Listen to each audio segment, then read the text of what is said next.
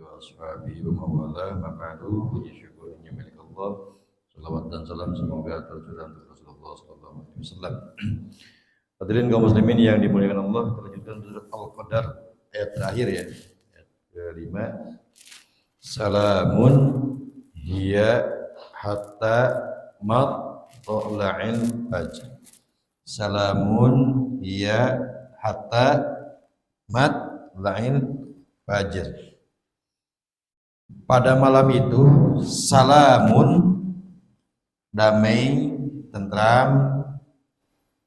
Jadi kalau malam Al-Qadar itu damai, sepi, tenang, baik dalam pikiran tenang, kondisinya juga tenang.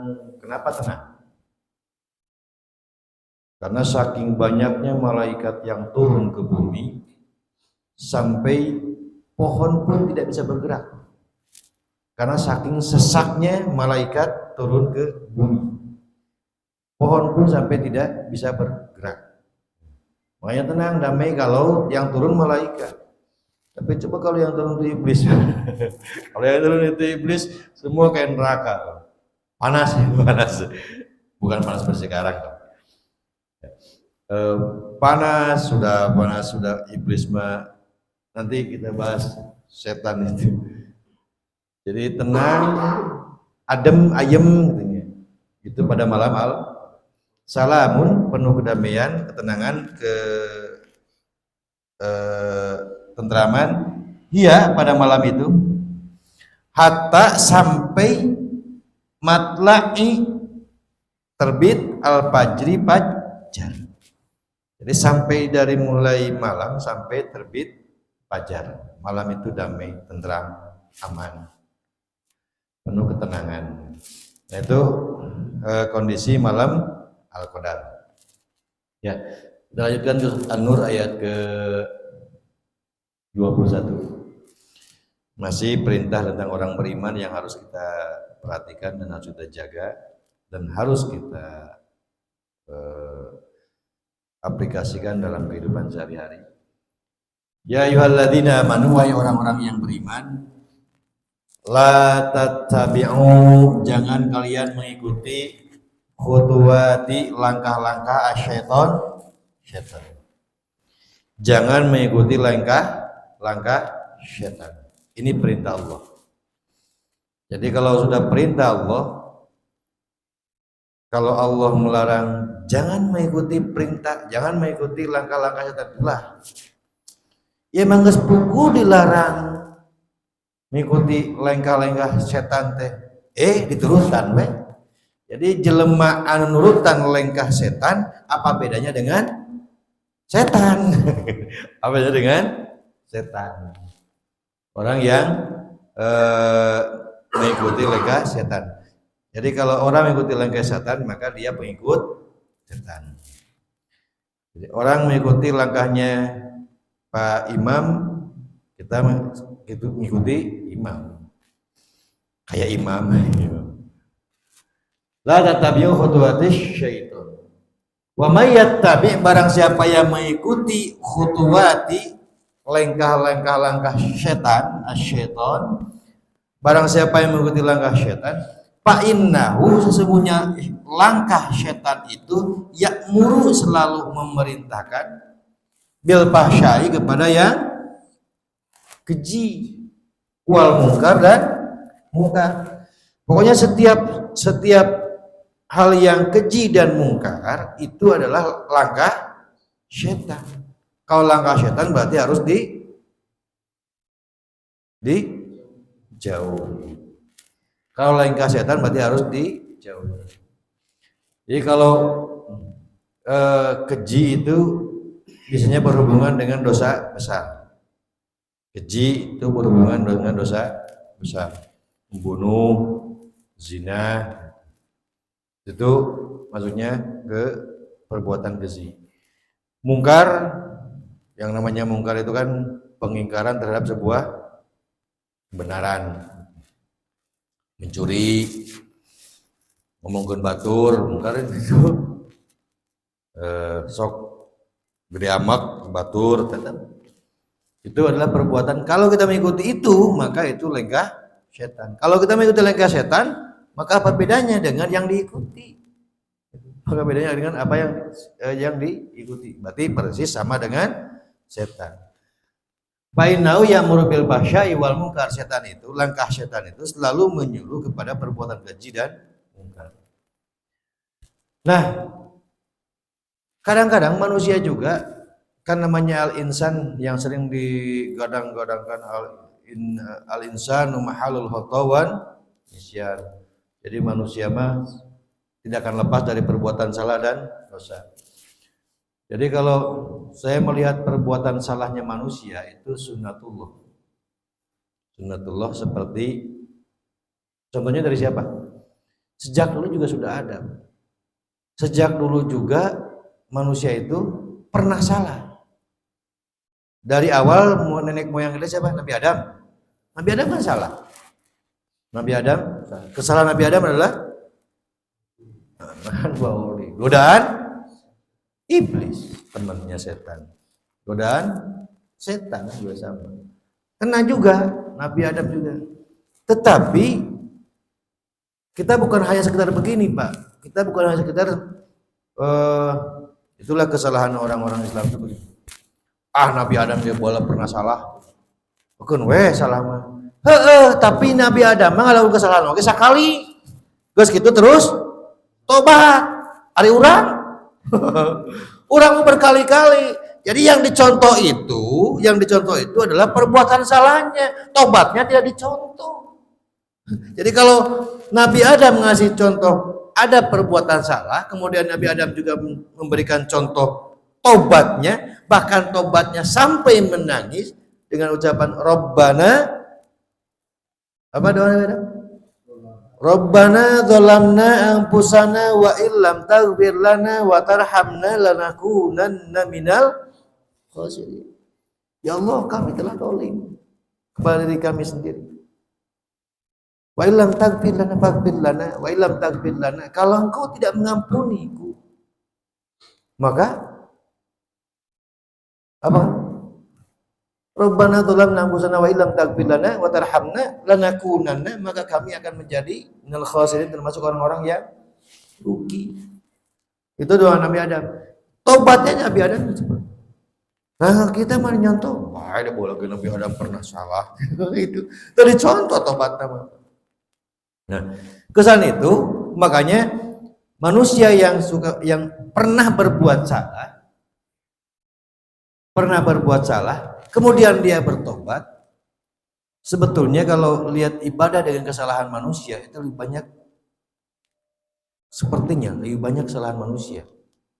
Makanya kata Allah, walaula fadlullahi, kalaulah tidak ada fadlullahi karunia Allah alaikum kepada kalian, warahmatu dan rahmat Allah, jika Allah tidak menurunkan karunia dan rahmatnya kepada manusia, maka posisi manusia itu mazaka, tidaklah orang itu, manusia itu suci bersih minkum di antara kalian, min ahadin salah seorang dari kalian, abadan selamanya.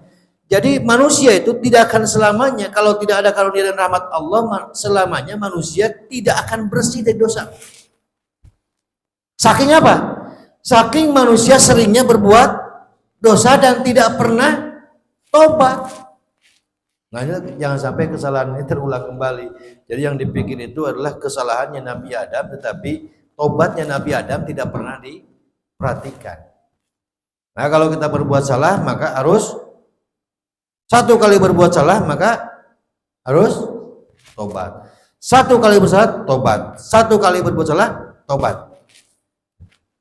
Nah, kalau seandainya tobat kita, bahkan tobat kita lebih banyak daripada perbuatan dosa, dengan ucapan. Jadi ini Pak, jadi konsep istighfar itu, istighfar itu kan minta ampun sama Allah. Nah, konsep istighfar itu bukannya sekedar ucapan astagfirullahaladzim di mulut, bukan. Itu alat, istighfar itu alat. Tahu alat apa ya? Istighfar itu alat. Yang terpenting adalah perubahan yang ada dalam diri setelah tobat. Astagfirullahaladzim, ya Allah. Saya telah berbuat dosa. Tadi malam saya buka Facebook dan scroll, terus ternyata ada film porno. Astagfirullahaladzim. Dan tidak diulangi lagi besoknya, Pak. Tidak scroll lagi. Ini mah enggak. Scroll arsep itu kan buka deui. Itu kan dibuka deui. Nah, taubat itu berhenti. Kemudian sambil mengucapkan istighfar. Jadi istighfar itu, sekali lagi istighfar itu adalah alat. Senok, ya, senok pun alat. Senok teh keur nganterkeun sangu tina piring kana sungut. Karena mulut. Nah gitu. Senok teh alat, cup sangu lap, gitu kan? Salah urang mah lain, salah urang mah senokna dicokot sanguna dipijeun, senokna digayem. Artinya naon? Istighfar mah terus geleger dosa oge teu pernah eureun. Begitu nyokot sangu pijeun gayem senokna panjeureun gelo. Itu kan lieu. Makanya disebut tobatnya tobat nyasamal teh geus buku lada coel deui aja gitu loh. Geus buku dosa pigawe deui. Jadi kalau tidak ada karunia dan rahmat Allah, maka seluruh manusia itu posisinya akan kotor. Seluruh manusia jiwanya akan kotor dengan perbuatan dosa. Karena manusia suka berbuat dosa. Jika nama gemar perbuatan dosa itu.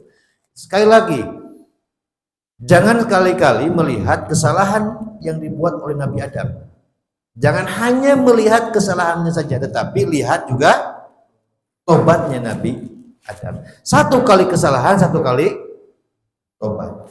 Saking Nabi Adam, saking punya kesalahannya dan dianggap kesalahan itu oleh Nabi Adam itu sesuatu yang sangat besar sekali, sampai-sampai Nabi Adam tidak bisa memberikan syafaat kepada umatnya karena punya satu kesalahan. Karena punya satu kesalahan, Nabi Adam tidak mampu memberikan syafaat. Ari urang kesalahan loba hayang mere syafaat kah? Aduh.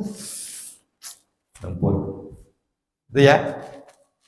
Di seluruh manusia itu tidak akan suci, tidak akan bersih dari sebuah kekotoran jiwanya karena banyak melakukan perbuatan dosa, tetapi bisa bersih dan suci itu karena apa?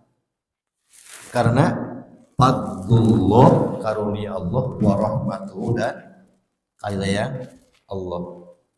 Makanya dalam ayat lain, walaula fadlullahi alaikum wa rahmatuhu lakuntum minal khasirin. Kalau tidak ada karunia dan rahmat Allah, maka seluruhnya termasuk orang yang rugi.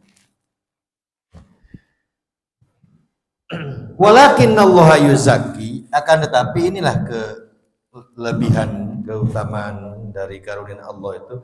Walakin Allah, tetapi Allah itu yuzaki, akan membersihkan mayyasha, orang yang dikehendaki. Kalau Allah menghendaki, meskipun dia banyak berbuat salah dan berbuat dosa, banyak dosanya, banyak salahnya, tapi kalau Allah berkehendak, maka orang itu akan suci. Kalau Allah berkehendak. Kalau Allah tidak berkehendak, tetap saja kotor. Makanya bagaimana caranya supaya Allah menghendaki kita menjadi orang yang suci? Ya banyak-banyaklah mendekat dengan Allah. Yang terutama adalah jangan mengikuti khutuwatis syaitan. Kalau kita mengikuti khutuwatis syaitan, maka tidak mungkin Allah mensucikan kita dari kesalahan dan kekotoran. Kalau kita sering mengikuti langkah syaitan. Jadi kayak siapa paman Nabi itu? Abu Thalib. Kayak Abu Thalib. Allah tidak mau menghendaki Abu Thalib menjadi orang Islam, karena meskipun Abu Thalib memang mendukung perjuangan Rasulullah SAW, tapi kemusyrikan Abu Thalib ternyata sudah melampaui batas.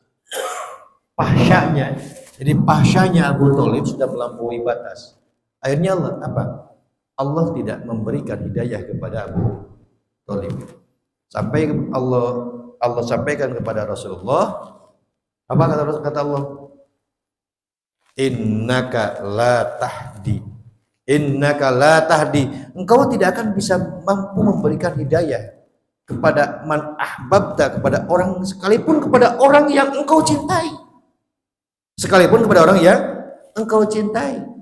Walakinnallaha yahdi may yasha. Tetapi Allah akan memberikan hidayah itu kepada Allah yang kehendaki. Siapa yang Allah kehendaki? Ingat, orang yang tidak mengikuti langkah setan.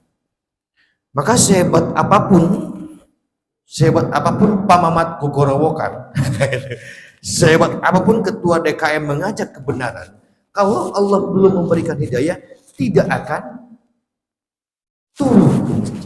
Kalau Allah tidak memberikan, kan ada tugas orang menyampaikan, tekuru maksa, pagi guru ke masjid, tekuru. Tugas orang mah hanya nyampaikan, rek turut mangga ente oge teu sawios. Tugas kita mah hanya sekedar menyampaikan. Kan harus oge baligu anni walau ayat. Sampaikanlah satu. Dariku saburun meskipun satu ayat. Tekuru maksa gusur, parofik kudu ke masjid gusur tambang. Tidak perlu ya. Tugas kita parofik apa? Menyampaikan. Wallahu samiun alim. Allah Maha mendengar dan Maha mengetahui. Kalaupun kita mengikuti dan tidak mengikuti langkah setan, Allah itu Maha mendengar, Allah itu Maha tahu. Maha tahu, Pak. Nu goreng Allah tahu, yang bagus juga Allah tahu. Jadi siapapun nanti yang diberikan hidayah oleh Allah, maka orang itu yang akan akan dibersihkan oleh Allah dari kotorannya. Siapa itu? Orang yang tidak mengikuti langkah syaitan. Jadi kalau hanya pengen dibersihkan jiwanya oleh Allah, maka jauhilah langkah-langkah syaitan, jangan sampai didekati, apalagi dikerjakan. Demikian ya yang disampaikan pagi ini. Mudah-mudahan ada hikmah dan manfaat untuk kita semua. Mohon maaf atas segala khilafnya. Wassalamualaikum warahmatullahi wabarakatuh.